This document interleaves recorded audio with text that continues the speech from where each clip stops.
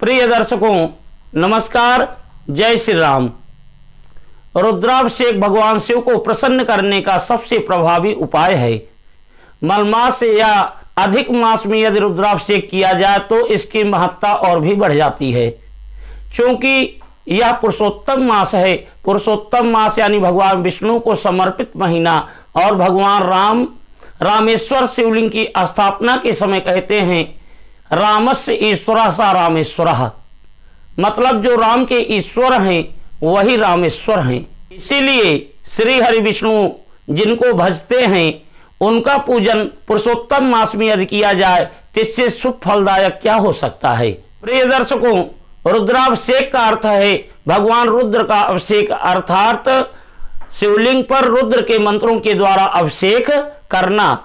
जीवन में कोई कष्ट हो या कोई मनोकामना हो तो सच्चे मन से रुद्राभिषेक करके देखें, निश्चित रूप से अभिष्ट लाभ की प्राप्ति होगी। विशेषकर चंद्रमा, राहु, केतु और शनि जन्य परेशानियों में तो अत्यंत लाभकारी है रुद्राभिषेक। रुद्राभिषेक करते समय शुक्ल यजुर्वेद के रुद्राष्टाध्यायी के मंत्रों का पाठ किया जाता है। प्रिय दर्शकों, अभिषेक के कई प्रकार होते हैं, यानी विभिन्न पदार्थों से नीलकंठ भगवान शिव का अभिषेक किया जाता है। विशेष कामना की पूर्ति के लिए विशेष द्रव्य से अभिषेक करना चाहिए। भगवान शिव को जलधारा अत्यधिक प्रिय माना जाता है, क्योंकि वह अपनी जटा में मोक्षदायिनी गंगा को धारण किए हुए हैं। शास्त्रोक्त विधि से यदि आप स्वयं रुद्राभिषेक कर पाएं तो सर्वश्रेष्ठ है, अन्यथा श्रेष्ठ ब्राह्मण विद्वानों के द्वारा रुद्राभिषेक करवाना चाहिए।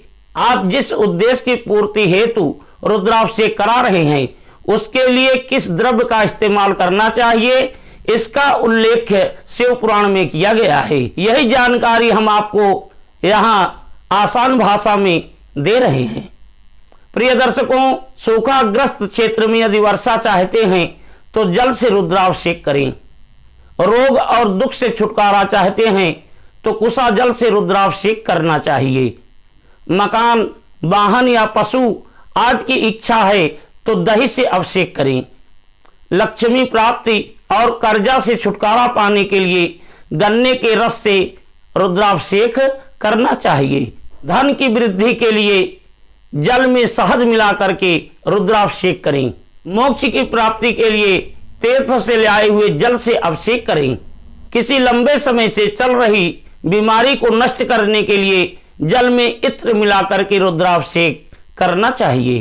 पुत्र प्राप्ति, रोग शांति और मनोकामनाएं पूर्ण करने के लिए गाय के दुग्ध से रुद्राभिषेक करें। बुखार ठीक करने के लिए गंगा जल से रुद्राभिषेक करना चाहिए। सद्बुद्धि और ज्ञानवर्धन के लिए गाय के दूध में चीनी यानी शक्कर मिला करके रुद्राभिषेक करना चाहिए। वंश वृद्धि के लिए घी से रुद्राभिषेक करें। शत्रु के नाश के लिए पीली सरसों के तेल से रुद्राभिषेक करना चाहिए।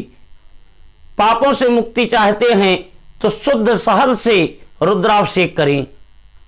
प्रिय दर्शकों, आइए अब जानते हैं कि शिव पुराण के अनुसार रुद्राभिषेक करने के लिए किन किन स्थानों को सर्वोत्कृष्ट माना गया है। किसी ज्योतिर्लिंग पर रुद्राभिषेक करने का अवसर मिल जाए तो इससे अच्छी कोई बात नहीं। उसके बाद नदी किनारे या किसी पर्वत पर स्थित शिव मंदिर में शिवलिंग पर रुद्राभिषेक करना सबसे ज्यादा फलदायी है। कोई ऐसा मंदिर जहां गर्भगृह में शिवलिंग स्थापित हो वहां पर रुद्राभिषेक करें तो अत्यंत शुभ रहेगा। यदि किसी मंदिर में जाकर रुद्राभिषेक करें तो बहुत उत्तम रहेगा। घर में भी रुद्राभिषेक अगर आप करना चाहते हैं तो शुद्ध मिट्टी से पार्थिव लिंग बनाकर प्राण प्रतिष्ठा करके रुद्राभिषेक किया जा सकता है।